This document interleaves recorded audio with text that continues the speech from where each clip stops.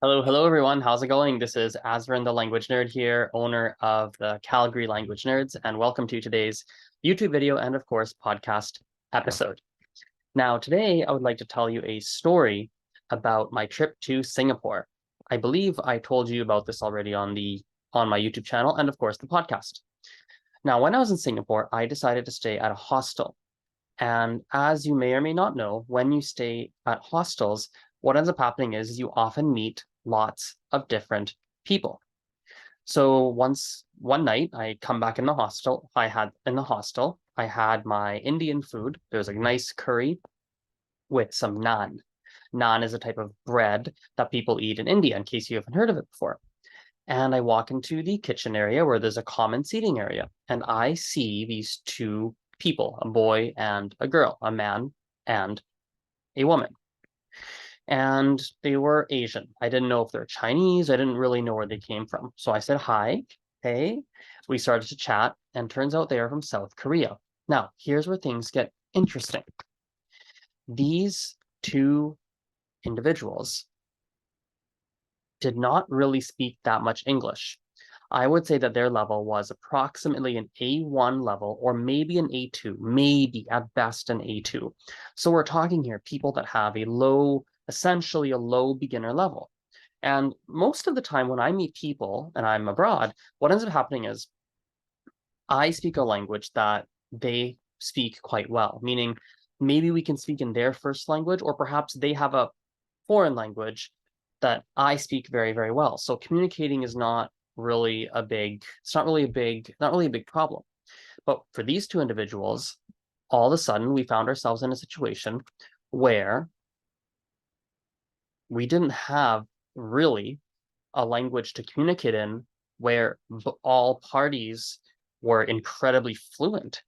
And yet, again, here's what's fascinating, at least to me. We spoke for guess how long? Over 1 hour. And you might wonder, what the heck? How would you have a conversation with someone for over an hour, two people for over an hour, and you didn't even really have a language in common? How the heck does that happen? And here's the kicker. Google Translate, we only used, I think, twice in the whole hour. Well, there were a few different keys, and that's what I want to share with you today. So the first key is to keep things simple. Very simple language, speak very, very slowly. The second key is to use gestures with your hands, to gesture, and use your facial expressions as well. So gestures and facial expressions are your friends. So that's thing number two. And the third one is that understand that when you don't have a language in common with someone, the mundane can become comical. And through that laughter, you can bond. Let me share you a story. So I was talking to these people and I started to ask them questions about how to say certain things in Korean. Now, the first thing I asked them is, how do you say bread? Because I was eating this naan bread with curry. So I said, how do you say bread? And I then asked them, how do you say I'm eating bread? And they told me. I only remember the word for bread. I don't remember how to say I'm eating bread. The word for bread is bang, bang in Korean. Now, we're talking, and sometimes we have these lulls in conversations. And in those lulls, what I would do is I would burst out loudly, bang. I would hold up my bread and go bang. And in the moment, I remembered how to say I'm eating bread. So sometimes I would say, I'm eating bread. And I would say it in, in Korean. And we would just burst out laughing. And we had lots of instances like this over the silliest things. None of us were married. So we had this funny, awkward situation where I asked one person, their siblings, the sister, I said, are you married? She said, no. And she did this. No.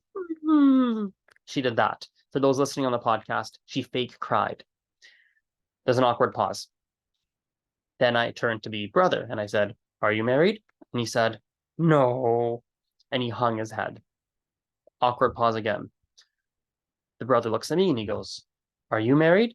And I basically imitated their reactions. And I said, no. And I acted all disappointed. Another awkward pause. We sort of looked at each other and burst out laughing for no reason, all at the same time. So when you don't have something in common, it's almost like you revert back to childhood. Do you remember being a friend? Do you remember being a child?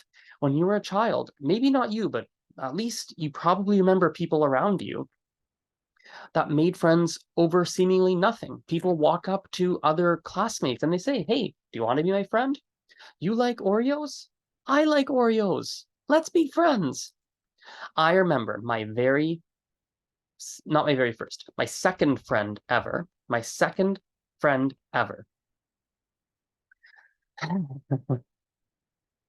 This was someone where I didn't have any friends. My first friend moved away, and I had to hire someone for the new position. I needed to hire a second friend. I had to find somebody else to join my team because I lost my friend and I had zero friends. So I was scouting out my class, looking around, looking at the people with their backpacks, getting their jackets and their gloves and everything ready. It's a winter day. And I'm looking at everyone thinking, who's gonna be my friend? I walk up to this boy. I don't know how I picked him. His name was Taylor. And I said, "Hi." He looks up at me. He's on the ground. He looks up at me and he says, "Hi." And I said, "Do you want to be my friend?" He said, "Yes." I told him the conditions of being my friend. I told him what it means to be friends. I wanted to have the same friendship I had with the previous friend. So I said, my friend who moved away. I said, "Well, if we're friends, that means we hang out at lunchtime and we hang out at recess. Is that okay?"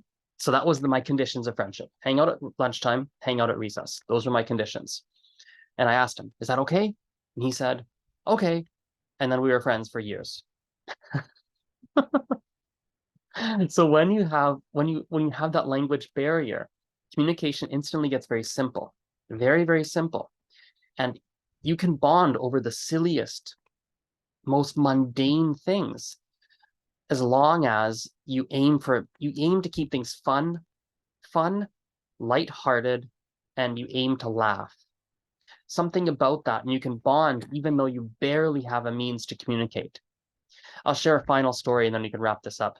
I used to help run. I used to help run a soccer camp. Okay, and there were kids at the soccer camp. It was a soccer camp for children after school, every day for 2 hours after school.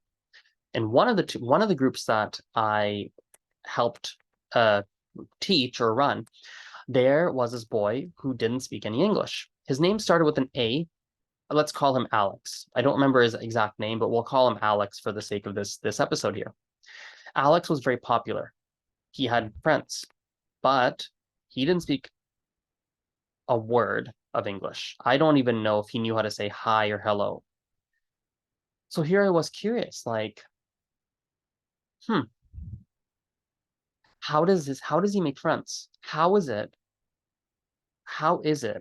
that this Alex has friends when he doesn't speak English at all? It was very curious. And so I started to observe him and watch him. And I thought, okay, what is he doing? What is he doing? What is he doing? How does he have friends? And seemingly, at least one of the things he was doing is he was bonding with kids with facial expressions. He would just make faces and gestures with his hands, and the kids would imitate him and they'd laugh. And that was the foundation. That was enough for them to have at least start a friendship. And it really can be as simple as that. Now, as adults, we're probably not going to bond over making funny faces, sticking your tongue out, or making random noises. That's not likely how you're going to bond. But listen, take my story, me screaming "bread" because it was the only word I knew how to say, and Korean, and that was what we had in common, was enough to get laughter and for us to bond over, crying out loud, bread. Right? So it doesn't take very much to have conversations with people. It doesn't take very much to create genuine relationships and connections with native speakers. It doesn't take much to do that. It really doesn't. And so even if you're a beginner, you can go make friends who are native speakers. Keep things lighthearted, keep things fun, aim for laughter. You can do it. And let's wrap that video / podcast up here. I appreciate your attention as always. I would love if you went to my website and check out the different social media platforms that I use. If you've never done that, please do so. Just go to azrenthelanguagenerd.com/contact. That's AZ or ZREN, thelanguagenerd.com. /contact, and I put all my social media links there. I would really appreciate it if you went to that page there and looked at all the accounts you use, all the accounts I use, and sync up. Follow me on the ones that that you use. Okay. Have a wonderful day, and we'll talk soon. Bye-bye.